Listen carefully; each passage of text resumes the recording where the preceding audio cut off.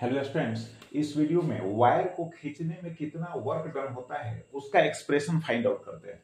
तो देखो, कंसीडर करते हैं एक है ना वायर पीस को जिसका लेंथ एल है एंड क्रॉस सेक्शनल एरिया जो है कैपिटल ए है। अब देखो, अंडर स्ट्रेचिंग फोर्स जो है वायर के लेंथ में कितना इंक्रीज हुआ, तो स्मॉल एल। अब देखो, यंग्स मॉडुलस ऑफ इलास्टिसिटी का फॉर्मूला है y is equal to F by A into हो गया capital L by small L. अब इस फॉर्मूला से जो है कैपिटल एफ का वैल्यू फाइंड आउट कर लेंगे। अब है कि work done to space the length through DL. अब स्मॉल इंक्रीज के लिए सबसे पहले हम वर्क डन फाइंड आउट करेंगे, तब जो टोटल इंक्रीज है ना, by integration method work done find out किया जाएगा। क्लियर?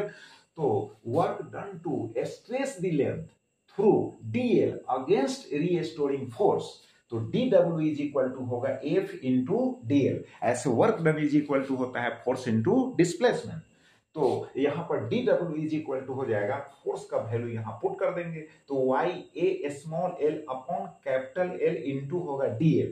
अब नेट वर्क डन जो होगा फॉर दिस इंक्रीज, तो क्या हो जाएगा, इंटीग्रेशन कर देंगे, तो dw का इंटीग्रेशन करेंगे। बात समझ गए? तो लिमिट लेना है, lower limit 0, upper limit L, यानी 0 टू एल। अब देखो, जो कॉन्स्टेंट्स है उनको बाहर करना है, तो वाई ए है ना, अब बाई कैपिटल एल, और यहां हो गया इंटीग्रेशन पार्ट में एल डी एल। अब इसका इंटीग्रेशन जो होगा क्या हो जाएगा, एल स्क्वायर बाई 2 होगा, और उसके बाद लिमिट्स को यहां पर पुट करेंगे। अब देखो, 1/2 को बाहर कर सकते हो, तो वाई ए एल बाई 2, यानी W इज इक्वल टू होगा 1/2 इंटू वाई ए अपॉन कैपिटल एल, इंटू हो जाएगा यहाँ एल स्क्वायर, माइनस होगा 0, अपर लिमिट पुट करोगे, अब माइनस है ना लोअर लिमिट, तो L square minus 0 is equal to L square. अब देखो, Y A by capital L into L को यहाँ विद इन ब्रैकेट हम पुट कर दिए। अब इसलिए पुट किए, तो देखो यहाँ पर f इज इक्वल टू है Y A small L by capital L, तो यहाँ हो गया Y A small L by capital L. अब यह हो गया स्ट्रेचिंग फोर्स, यहाँ जो सिंगल एल है सो लिखा हुआ है, इसका मतलब है कि यहाँ पर देखो, सबसे पहले W is equal to half F into हो गया L।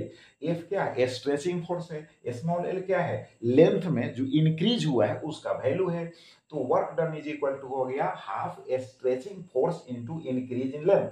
अब देखो, जो वर्क डन होता है वायर को खींचने में, यानी रीस्टोरिंग फोर्स के अगेंस्ट खींचने में जो वर्क डन होता है, वह वायर में पोटेंशियल एनर्जी के रूप में स्टोर हो जाता है। तो जो वर्क डन का एक्सप्रेशन होगा वही पोटेंशियल एनर्जी का एक्सप्रेशन होगा, U is equal to half stretching force